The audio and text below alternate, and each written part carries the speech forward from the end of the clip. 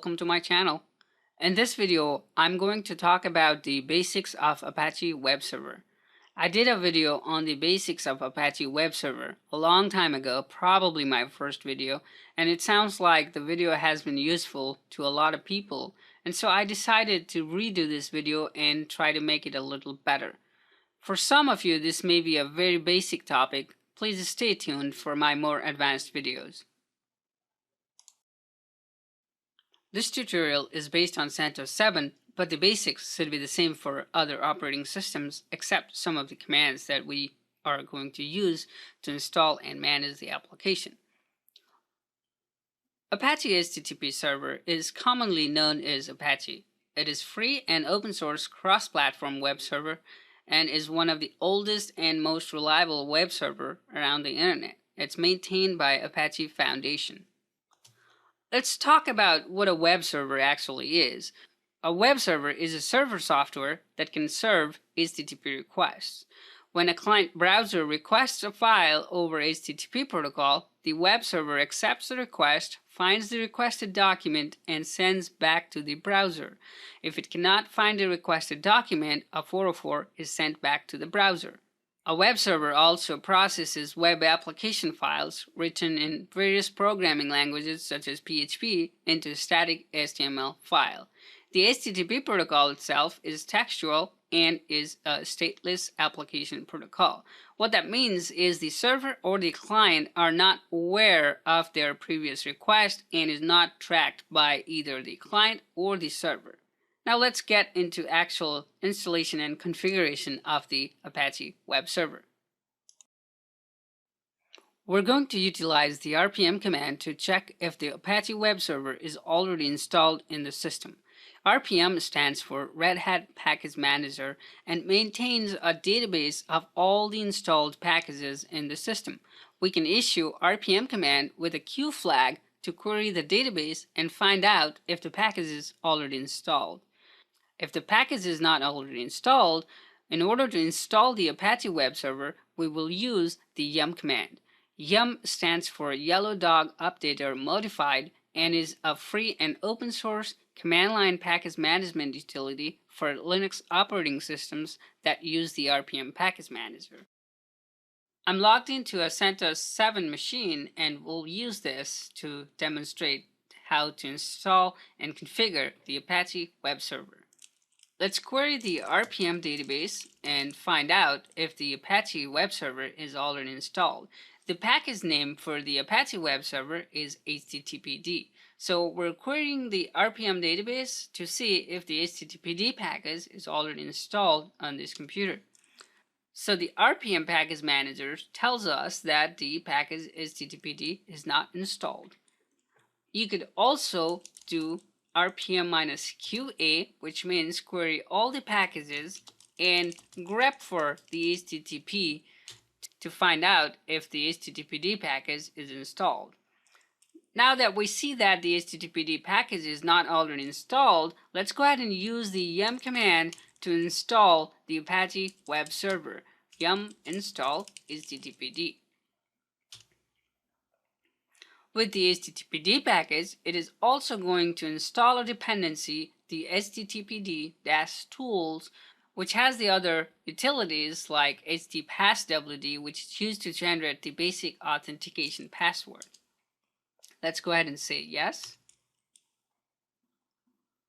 And that's basically the installation of the actual HTTPD package. Now the Apache Web Server is actually installed in this machine. Let's go ahead and repeat our RPM-Q command. Now it says that the HTTPD is installed and we see the version number of the package. You can also do the RPM-QA and then do a grep for the HTTP. So we get the same result. So we see that the HTTPD and the httpd-tools are installed on this machine.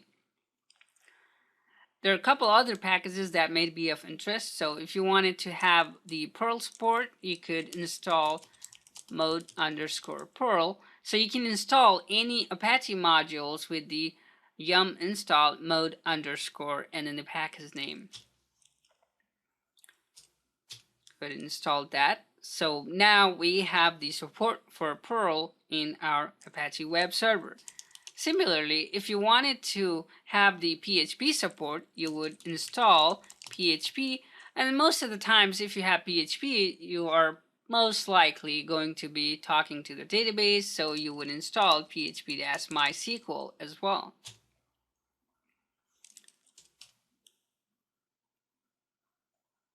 So now our web server also supports the PHP.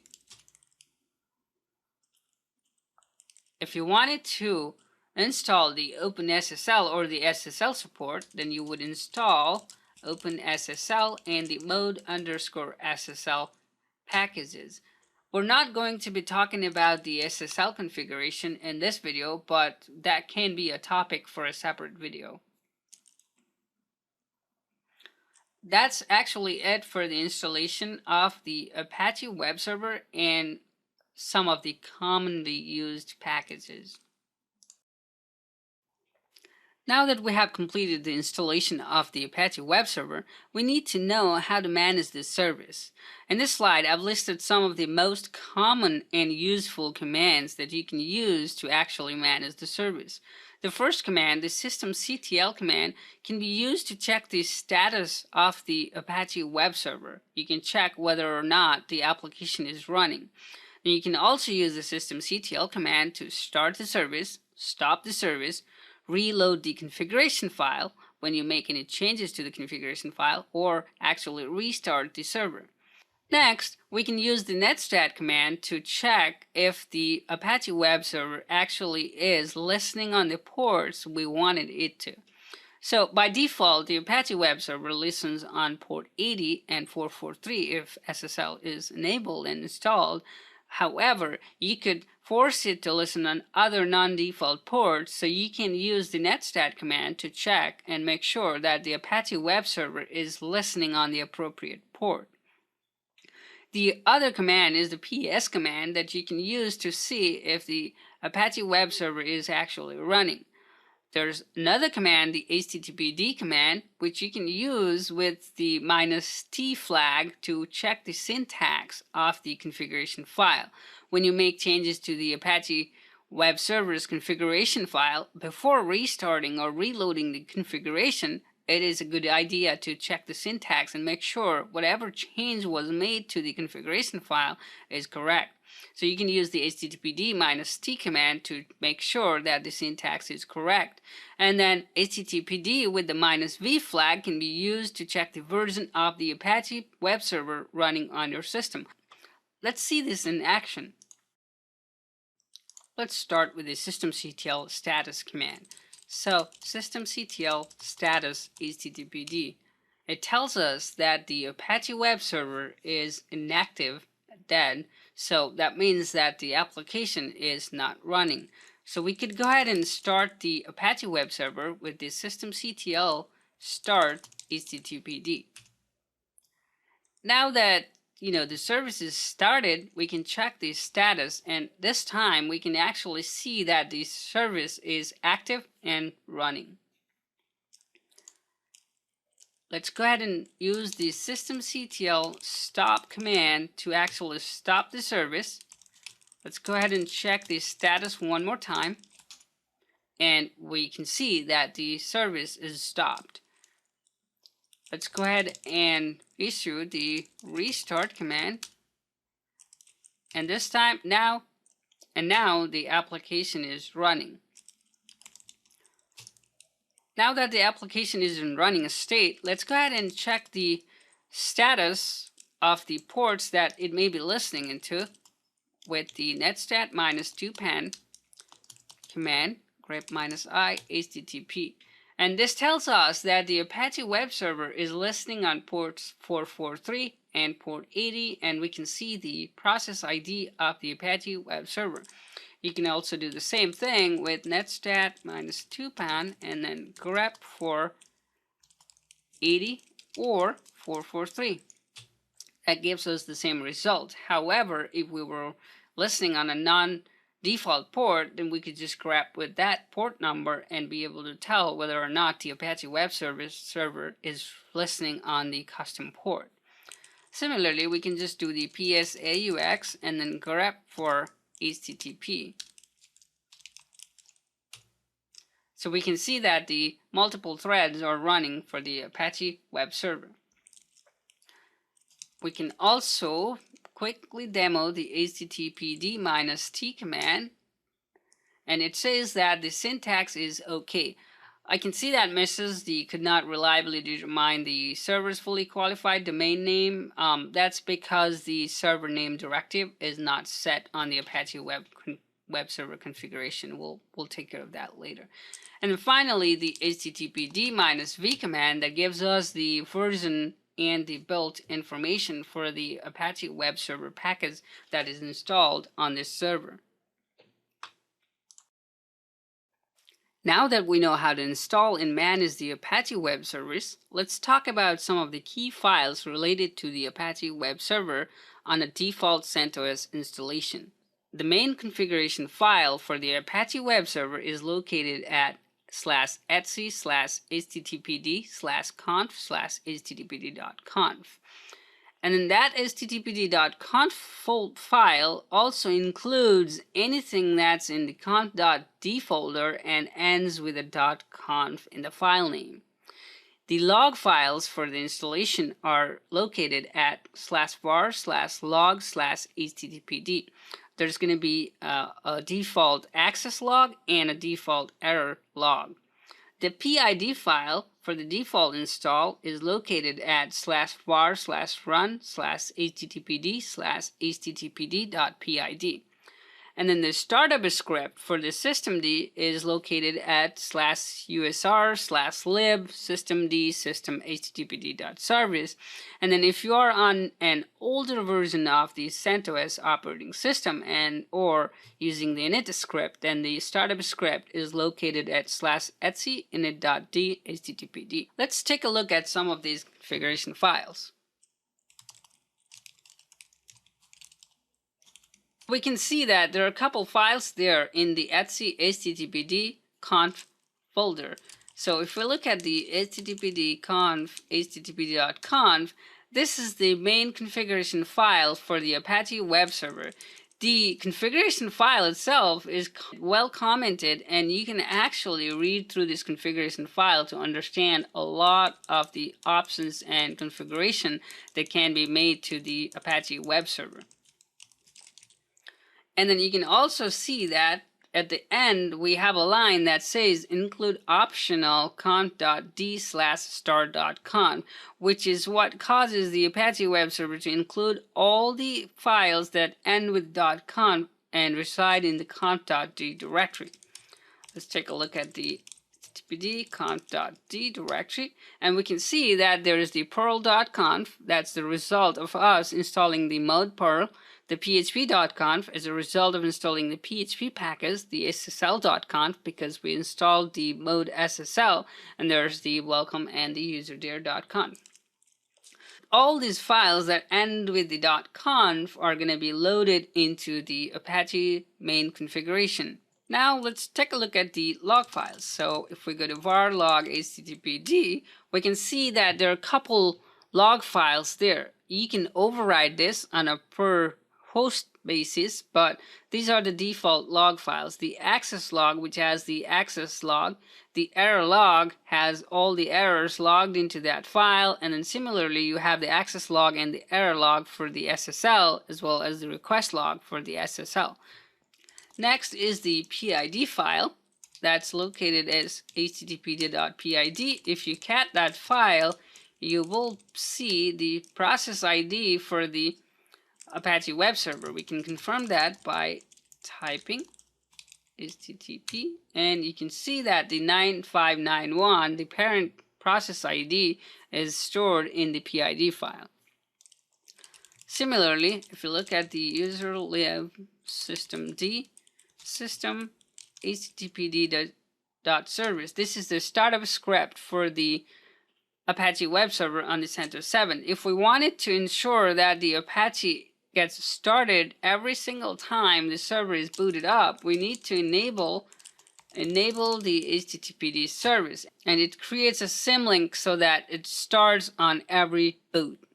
let's go back to the Apache main configuration file and talk about some of the most important options in the Apache Web Server main configuration file. There's the server root directive that specifies the root directory for the web server configuration, the listen directive that specifies what interface and port to listen on. The include directive is used to include files into the configuration, as we saw earlier, where it included all the .conf files from the conf.d directory. The user and the group keyword are used to specify the user and the group for Apache to run as. By default, it is set to Apache and Apache. The server token keyword is used to specify what server token to expose for any error pages and stuff like that. The default is set to operating system, which means it's going to expose the operating system information as well as the Apache Web Server information and the version information when someone hits a 404 or a 500 error page. So it's highly recommended to change to product only so that it shows that the underlying web server is Apache but does not necessarily expose the operating system or the web server version information. Next keyword is the server signature keyword that is recommended that be set to off. What that does is that disables exposing the webmaster or the server administrator's email into the error pages and so forth. Let's go ahead and actually look at all of those directives that we talked about. So opening up the actual configuration file, let's go towards the top. So you can see that the server root keyword is present on the config file. So the server root keyword actually defines the root of the Apache Web Server. And further down in the configuration, we're going to see that the references made to the directories and files are relative to this root directory of the web server. Next, we see the listen directive, and you can see that a well-commented line up there. If you have multiple IP addresses or multiple interfaces on the web server, you can specify to only listen on particular IP addresses and particular port, or with the current configuration where it says listen 80, it is basically listening on all available interfaces on port 80.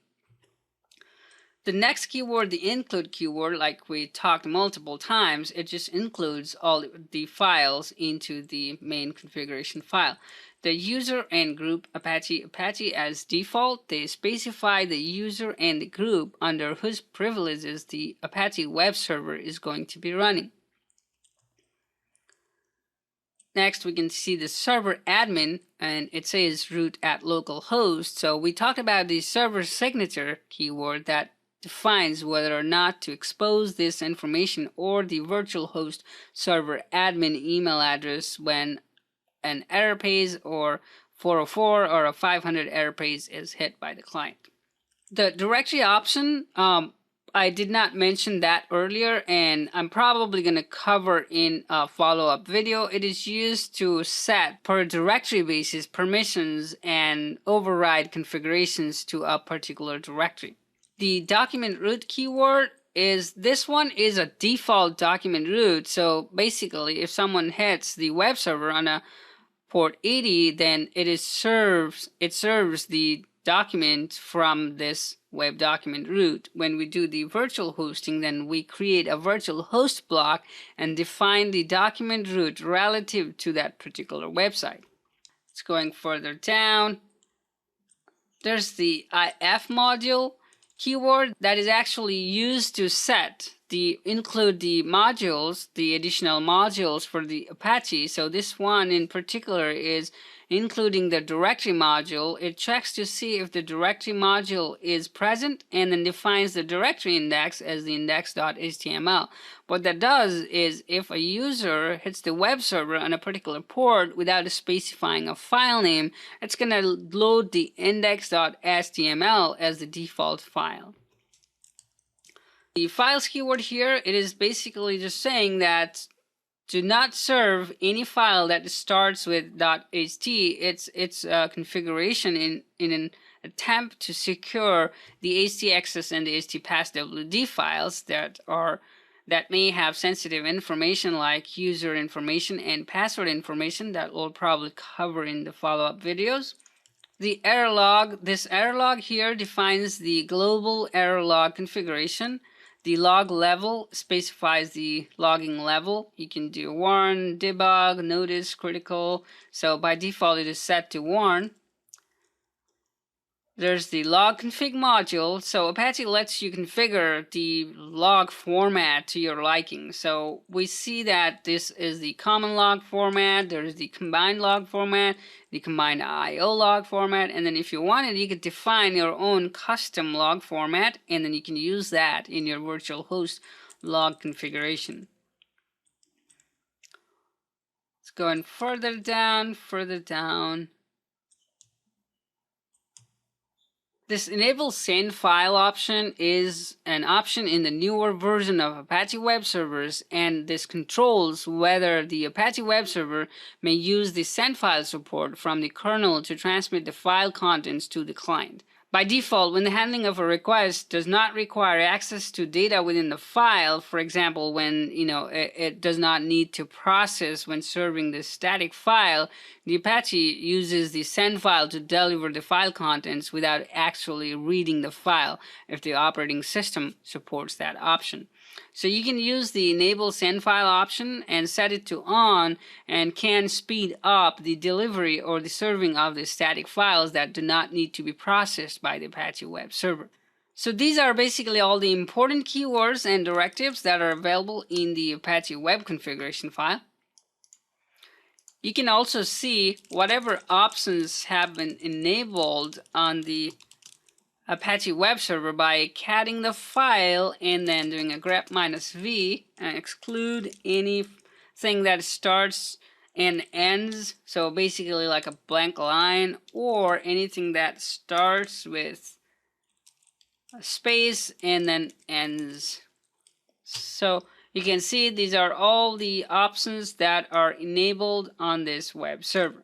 I hope that covers most of the basic configuration for the Apache Web Server. It's now time to actually understand the different types of hosting options available. There are basically two types of hosting that can be configured on the web servers. So one is the name-based hosting, or the name-based virtual host, and then the IP-based virtual host. Basically, what that means is you can either identify a website being hosted on the same web server by IP or by the name of the host. In the name-based virtual hosting, multiple websites are hosted on the same IP address, and then the name virtual host and then the IP address keyword is added into the Apache configuration file, and then this directive is no longer necessary in the newer versions of the Apache. You can try adding that, and then if it errors out, or if it says that this does not have an effect and is going to be deprecated in the newer releases, then that means it does not need that option, and you can just comment that out. In the IP-based virtual hosting, each website has its own dedicated IP addresses, and then you don't necessarily identify the website to be served with the name of the web server. And basically, if you reach that interface, that IP address on that particular port, it's going to serve you the web content for the virtual host. In order to do the IP-based virtual hosting, you're going to require a dedicated IP for each website that you are going to host, so you might have to configure this single network interface card with multiple IP addresses. Now that we have a firm understanding of the basics of Apache Web Server, let's go ahead and configure a demo virtual host and then browse it to make sure that the configuration actually works. In order to configure the virtual host, we can either just write the configuration into the Apache main web configuration file in the httpd.conf, and we can just go to the bottom and then start configuring our virtual host, or we can actually create a separate file and then create the configuration in the conf.d directory with the file ending with the .conf extension, or you can actually include a whole new directory, whole new extension type into the configuration file. For this demo, I'm going to create demo.conf and configure a virtual host. It starts with the virtual host keyword, and then you can either specify the IP address that you want to listen on if you're going to be doing the IP-based hosting, or you could just let it on all interfaces on port 80. Now you define the server name, which is what identifies what documents to serve based on the name-based hosting. We're going to say example.com. The server alias, you can use the server alias to specify additional names that should take you to this website. So for example, example.com or anything.example.com. Next, you might want to define the server admin example or the webmaster at example.com. Document root is the next configuration, which is what defines the root of the document for this particular website. So when a client browser requests a certain file, the web server is going to look for that file in this directory. So let's say var www.html and then example.com. Next, you can either define the error log and the custom log if you wanted to, or it would just take the global configuration and log to the same place. If you wanted to define the log file error log, you would say logs example.com -error _log or whatever. So this lets you organize the error log and the access log for separate websites in a separate file. The next is the custom log. That's going to be logs example.com -access _log. And then for the custom logs, you can actually specify the format we discussed earlier in the main configuration file. So for this example, we are going to use the common log format. And then next is the directory index. By default, I believe it's going to be index.html because we saw that in the default Apache configuration file. So you can say index.html, or you can even say main.html or main.php or whatever the default file that you want to serve when the clients come to your web server without specifying what file they want to be served. Now we just need to close the virtual host tag, and that's basically it for the configuration. Now we need to do the syntax checking. Alright, so it says invalid command error log, of course, because I typed it wrong. So it's going to be error log. Now you can see the advantage of running the syntax check before actually restarting the server. If you were to restart the server, then it would actually stop, but it wouldn't be able to start. So now we see that the syntax is okay, and it says localhost. Let me see if I can fix that as well. vi etc stbd conf stbd.com server name. We can just say it's just the, if we put the example.com, then it's gonna try and look for it's gonna look for the DNS resolution of the name. So we want to put the name that can be resolved. So basically localhost.local domain. If you have a real web server that resolves to an IP address, you can put the name there, or you can just set the IP address as the comment above it says that. Let's try and see that again. So, all right, that error is gone. Now what it is complaining about is the document root example.com doesn't exist. So let's go ahead and create that directory. Okay, that's there. We'll make it owned by Apache and group ownership of Apache, HTML example.com. And then let's see, what was our directory index, main.html. So we'll go ahead and create var www.html example.com main.html. That's going to be the file that is going to be served to the clients when they do not specify a file name. Let's say it's the main HTML file for example.com. This is going to be our demo content.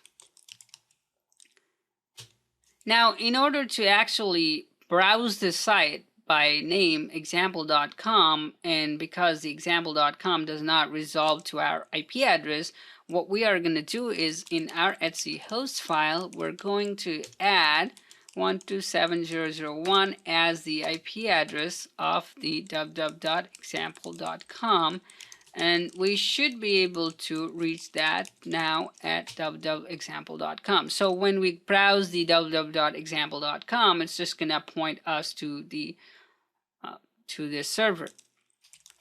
Now that we have checked the syntax and everything looks good, let's go ahead and reload the configuration file, systemctl reload httpd, and now we can actually go ahead and do http www.example.com, and then we get the actual main HTML file for example.com. Now, if we wanted to, we can actually install a text-based browser. Yum install links. And say links http let me just clear the screen now. Links http www.example.com. Okay, and then you can see the main HTML file for the example.com domain. You can actually browse it from your computer, but you would have to update the etc host file with the IP address of the web server. That's all for the basics of Apache web configuration. I hope to create future videos for more advanced topics on the Apache web server configuration. That may include like configuring the Apache web server for PHP support, other advanced configuration like htaccess and all that good stuff. But I hope this video was useful to get you started with the Apache web server. Let me know if you liked it in the comments, and then please like, share, and subscribe if this video was helpful. And I hope to see you all in the next video. Thank you for watching.